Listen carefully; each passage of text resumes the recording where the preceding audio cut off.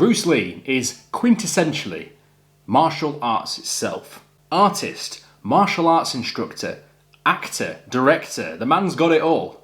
He is arguably one of cinema's most finest, athletic, and most badass actors ever to grace the silver screen. Of course, aside from his fighting prowess, he's also known for his absolutely blistering speed.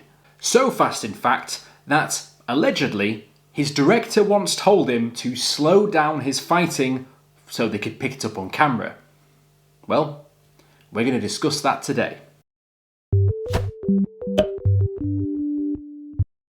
Hello! Welcome to Brain Spill, the laziest show on the internet. My name is Tank, and this statement I've seen being bounded around online quite often, and people just say it like it's true. However, we're going to dig a bit further into this today and find out whether there's any truth to the statement. Specifically the idea that his director told him to slow down before shooting some of his fighting scenes in his movies. That's a big ask, but if true, why on earth would he say that? For the few of you that have never dived into the Bruce Lee catalogue, he was the founder of the Jeet Kune Do, a hybrid martial arts philosophy drawing from different combat disciplines, which is often attributed with paving the way for the modern mixed martial arts. If you think of pop culture icons for martial arts, I don't think anyone else would take the top spot, apart from Bruce Lee himself. Aside from his athletic prowess, Bruce Lee is also incredibly talented, in particular as an actor, which helps because he actually used to be a child actor during his time in Hong Kong when he was much younger. He would go on to hone his skills in martial arts with early teachings in Tai Chi, boxing, street fighting and Wing Chun, even winning a Hong Kong school's boxing tournament, just to show from a young age that this is a kid you didn't want to mess with. When he was 18, he would move to the University of Washington in Seattle. So, you've got a young man who has got a lot of experience in both acting and fighting. Mash the two together, and for someone that has travelled halfway across the world, you've got the perfect person to bridge the gap between the West and the East, particularly when it comes to martial arts. This is important because not only does it bridge the gap between two very, very different places, but this also gave an opportunity for Bruce Lee's upcoming movies to change the perspective of Asians in American films. A change for the better, mind you. Bringing together all of these threads would create the on-screen badass we've all grown up to love and admire. With someone that badass on the big screen, it's not hard to believe that he was probably very, very quick, and that the idea that he was too quick may be quite believable. This was echoed by Taekwondo master Jun Gon Ri, which the name I've probably just butchered, who basically said that the teachings he gave Bruce Lee in his younger days was not a one-way street, saying that they learnt off each other. Bruce Lee would teach his Taekwondo master the art of the Aki-punch, which would eventually be incorporated into American Taekwondo. This punch is famed for being so fast, it's incredibly difficult to block based on human reaction time. So, if anyone in human history had a hope of trying to block this punch, it's probably Bruce Lee himself. And just to give you an idea how fast this must have been, the fact that you've been punched in the face before you even know it is pretty damn quick.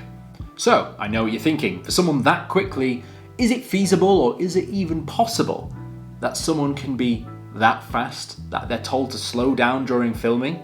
Now, as to whether the director themselves told Bruce Lee to slow down, I don't know, I couldn't really find much on it, it could be just complete baloney, but the fact that he was that quick, it is true that changes had to be made during the filming process to make sure that Bruce Lee's fast actions could be picked up on camera. The Bruce Lee biography has the following quote from apparently Bruce Lee himself, which says the following. "At first, it was ridiculous. All you could see were people falling down in front of me. Even when I slowed down, all the camera showed was a blur."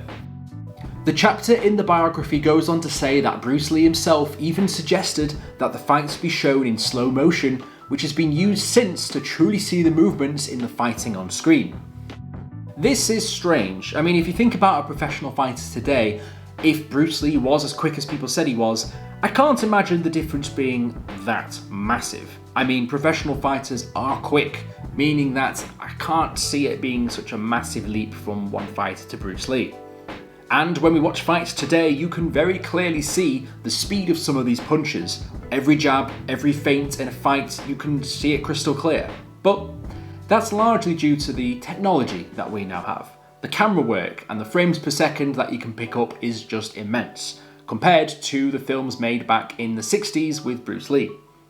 You have to remember that filming back then was not quite up to scratch as it is today, as cameras back in the 60s would shoot at 24 frames a second, which is significantly less than what cameras can pick up today, meaning that fast-paced combat is not easily picked up on camera. So I guess any idea of people simply falling down around the actor may be a little bit more believable if the cameras literally don't have enough frames in a second to pick up the fluid motion of a punch or a kick on screen.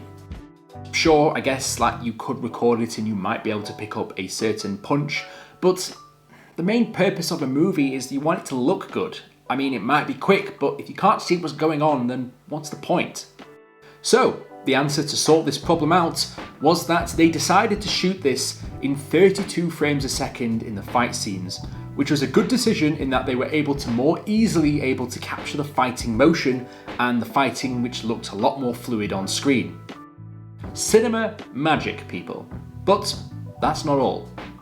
What they would then do is they would take these frames and then slow it down, meaning that although there was more frames to see the action, it was actually replayed back at a slightly lower speed to give the impression that the fighting has been slowed down. So, it wasn't Bruce Lee himself that slowed down, but camera trickery to make it look like that everything was just a bit slower than it actually was.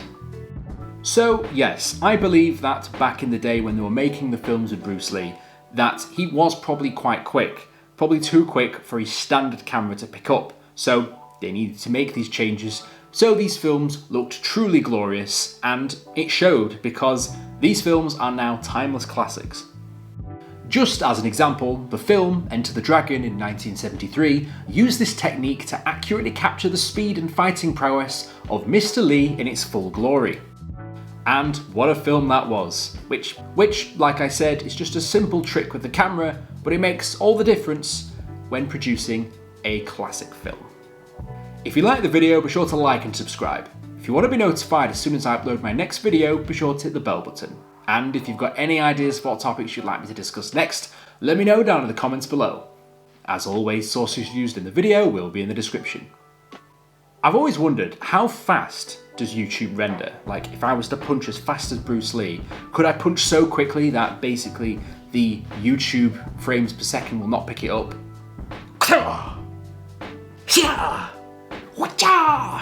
Bruce Lee 2.0 right here. And don't play that back in slow speed, because I can guarantee it's still too quick for your eyes. I'll see you guys in the next video. Fantastic.